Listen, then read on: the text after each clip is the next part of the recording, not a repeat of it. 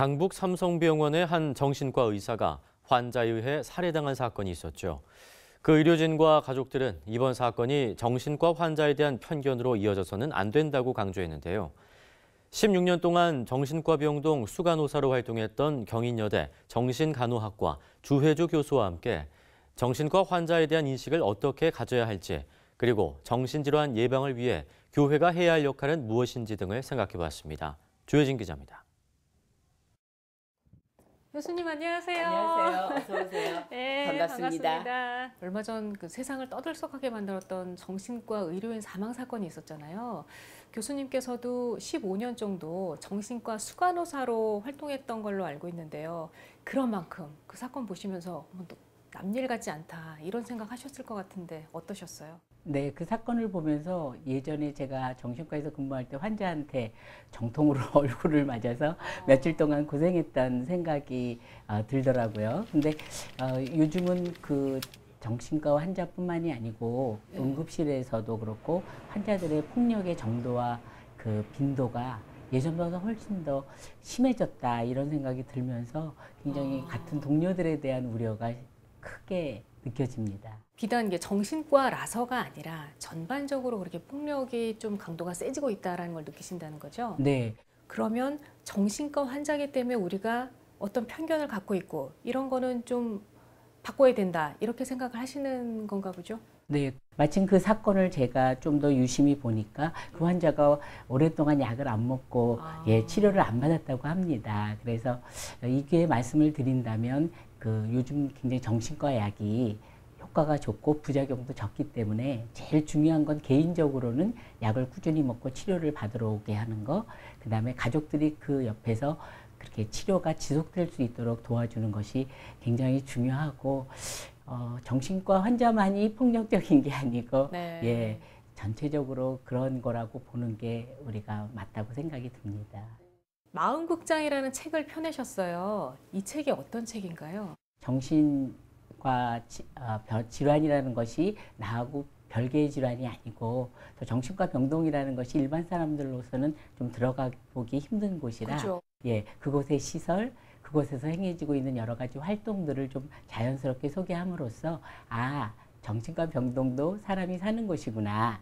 또 정신과 질환이라는 것이 나하고 별개의 것이 아니고 감기에 들리고 심하면 병원을 찾듯이 마음이 힘들고 또 정신적으로 힘들다면 얼마든지 병원을 찾아서 도움을 받자 이런 취지에서 재미있게 병원에서의 에피소드를 통해서 책으로 썼습니다.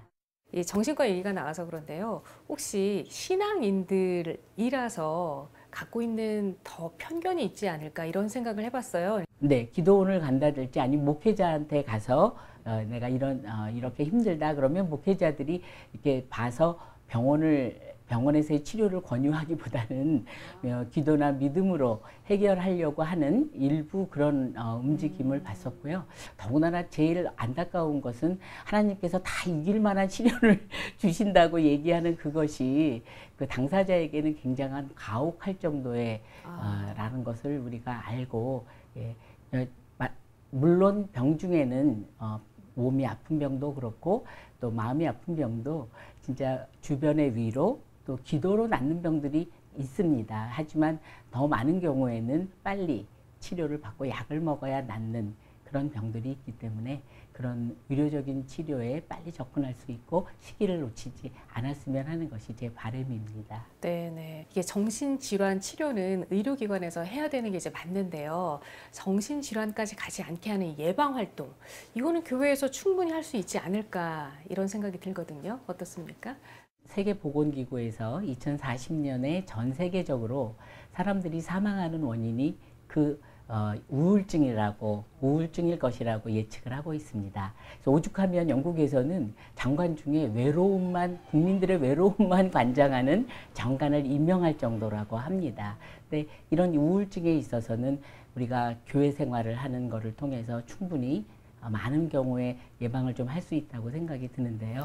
예를 들면 우리가 모임이 얼마나 많습니까? 그렇죠. 예배 외에도 구역 모임도 있고 그러는데 같이 신앙생활을 하는 사람들끼리 조금 우울해 보이는 분에 대해서는 이렇게 파트너가 돼서 아침마다 모닝콜 해주는 거죠. 그래서 일어났냐, 오늘 아침은 뭘 먹을 예정이냐, 오늘 뭘 할 예정이냐라고 꾸준히 물어봐 준다면 그 우울의 상태에 있더라도 저는 거기서 많이 회복이 된다라고 생각이 들거든요. 그래서 구역 모임에서 해나간다면 굉장히 멀티플하게 좋은 영향을 미칠 거라고 생각합니다. 네, 지금 말씀하신 걸 들으니까요. 그 구역 모임에서 봉사활동을 하셔도 괜찮을 것 같아요. 지역에 홀로 사는 어르신들한테 매일 아침에 전화를 하는 거예요. 담당을 정해가지고. 네. 그러거나 사실 그 우스갯소리로 우리 주민들의 건강을 제일 잘 체크할 수 있는 사람이 야구르트 아줌마라고 얘기할 정도거든요. 맞아요. 그래서 네네. 혹시 그거를 우리가 벤치마킹해서 교회에서도 꾸준히 뭐 우유라든가 뭐 이런 뭐 김치라든가 반찬 같은 거를 꾸준히 전달한다면 많은 사마리아인 같은 도움을 주지 않을까 생각합니다. 예, 교수님 오늘 말씀 감사합니다. 감사합니다.